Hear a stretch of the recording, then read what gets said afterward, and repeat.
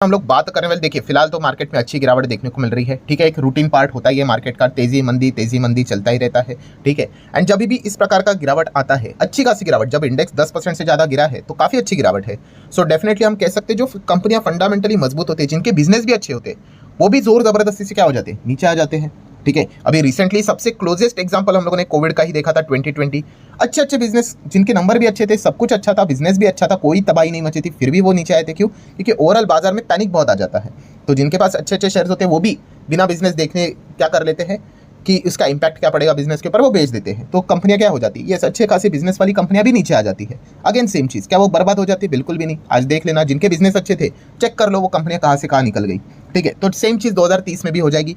अभी की जो गिरावट हम लोग को देखने को मिल रही है, इनमें जो अच्छे बिजनेस वाली कंपनियां हैं वो भविष्य में भी हम लोग को अच्छा ही रिकवर करते हुए देखने को यहाँ पे मिल जाएगी। सो डेफिनेटली जैसे मैंने आप लोगों को सिखाया कि ये जो गिरावट होती है वो क्या करती है, आपको अच्छी अपॉर्चुनिटी क्रिएट करके दे देती है। जो अच्छे बिजनेस वाली कंपनियां हैं उनको भी वो गिरा देती है, ठीक है। गिरेगा तो भाई पूरा बाजार गिरेगा, फिर आपके नंबर अच्छे हो बुरे हो, ठीक है। जिनके बुरे भाई उनकी तो अच्छी खासी क्लास ली जाती है, अच्छे बिजनेस वाले भी गिर जाते हैं। काफी लोग ये सवाल पूछते हैं कमेंट सेक्शन में, अरे सर ये तो कंपनी अच्छा कर रही थी, इसके नंबर भी अच्छे थे, फिर भी ये क्यों गिरा? क्योंकि बाजार में प्रेशर है, तो भाई प्रेशर है फिर, ठीक है, वो गिरेगा ही। मैं अगेन कह रहा हूँ, बहुत बार बोल चुका हूँ कि अच्छे business it doesn't mean that कि वो गिरेंगे नहीं, ऐसा बिल्कुल भी नहीं। अच्छे बिजनेस मतलब वो बाउंस बैक करेंगे, दैट्स इट। ये फॉर्मूला आपको याद रखना है। गिरावट के ऊपर हमारा कंट्रोल नहीं है भाई, पैनिक के चलते लोग अगर बेचना स्टार्ट कर देंगे तो आ जाएगा वो नीचे। बट याद रखना, जब वो बहुत सस्ते दाम पे हो जाते, यही इंस्टीट्यूशंस बाद में आके जबरदस्त बाइंग करते और स्टॉक फिर नीचे से जबरदस्त भागकर पुराने लेवल को तोड़कर ऊपर भागता है।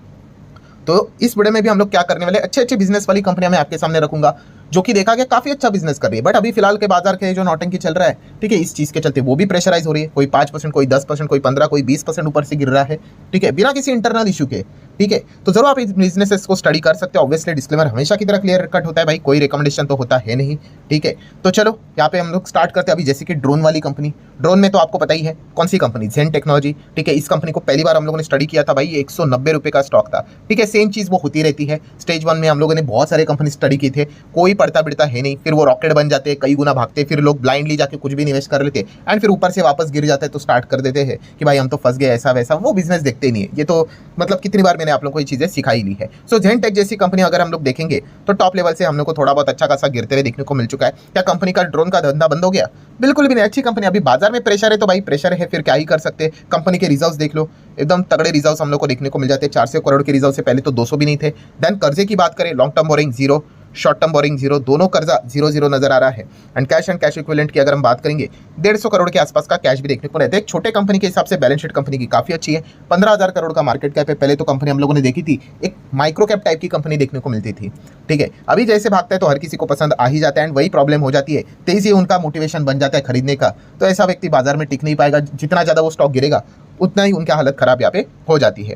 एनीवेज कंपनी की अगर हम बात करें, अच्छा बिजनेस करती है, लॉन्ग रेंज के बिजनेस एवरेज परफॉर्मेंस अगर आप देखोगे तो एक जमाने में कंपनी का प्रॉफिट देखिए कितना इनकंसिस्टेंट था। क्यों? छोटे कंपनी है भाई, बार बार कॉन्ट्रैक्ट मिलते हैं नहीं, इसलिए तो वो छोटे कंपनी। अगर कंपनी बड़ी बन गई मतलब क्या, उनके मैक्सिमम क्लाइंट्स फिक्स हो जाते हैं, ठीक है, तो ग्रो करना इजी हो जाता है। फिर बाद में कंपनी को लगातार क्लाइंट्स मिल गए एंड उसके बाद जो कंपनी का अर्निंग देखिए कितना सिंगल डिजिट में कैसा चलता था, अभी डबल डिजिट में देखिए 5, 15, 23 तक आ गया, ठीक है, 200 करोड़ तक प्रॉफिट चला गया, ठीक है। तो इसलिए कहता हूँ स्टेज 1 में बिजनेस को आइडेंटिफाई करना आपको आना चाहिए, ठीक है, फिर उसके बाद तो मजे ही मजे होते हैं। देन आप देख सकते हैं प्रमोटर 50 है, देन 8 और 5 एफआईएस भी देखने को मिल रहे हैं, पब्लिक 34 है। पहले अगर आप देखोगे तो ये देखिए प्रमोटर 60 थे, पब्लिक कोई इंस्टीट्यूशन नहीं था। इसका अर्थ ये नहीं कि कंपनी कोई खराब है, फ्रॉड है, धोखेबाज है, नहीं, ये कंपनी बहुत छोटी है। बट बाद में कंपनी ने इतना खुद को जबरदस्त प्रूव कर लिया, अच्छे बिजनेसेस लेकर आ गए कि इंस्टीट्यूशंस भी आकर बैठ जाते हैं। आप इन चीज़ों को समझो, ठीक है, तभी जाके आपको मार्केट अच्छे से समझ में यहाँ पे आ जाएगा। तो ये बहुत अच्छी चीज़ देखने को मिल चुकी है। अभी क्या हो रहा है, मार्केट पिट रहा है, तो ऐसे कंपनीज भी हम लोग को पिटते हुए देखने को यहाँ पे मिल जाते हैं। सो जरूर अगर आपको ड्रोन सेगमेंट में इंटरेस्ट है तो आप जेन